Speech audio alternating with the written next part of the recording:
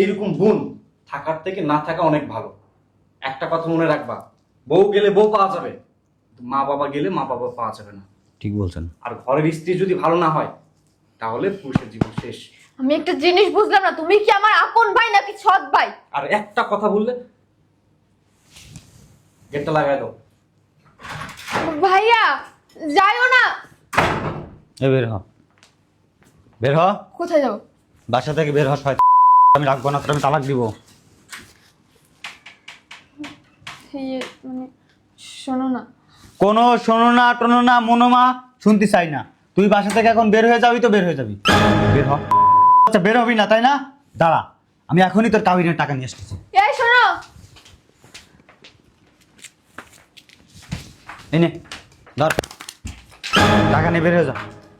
আমার টাকা চাই না।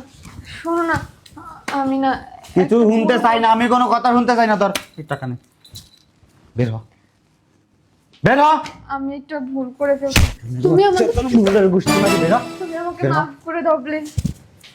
প্লিজ তুমি বের হ। তুমি আমি তোকে রাখবো না। বাইর করে দিও না। আমি একটা ভুল করে ফেলছি, বিশ্বাস করো। এরকম ভুল আমি আর কোনোদিন করব না। তোমার বাবা মাকে এরপর থেকে আমি আমার নিজের বাবা মার মতোই দেখব। আর এরপর থেকে তোমার আত্মীয় স্বজন যেই খুশি সে আসুক, আমার কোনো অসুবিধা নেই। আমি তাদের সেবা যত্ন করব। ঠিক বলছিস তো?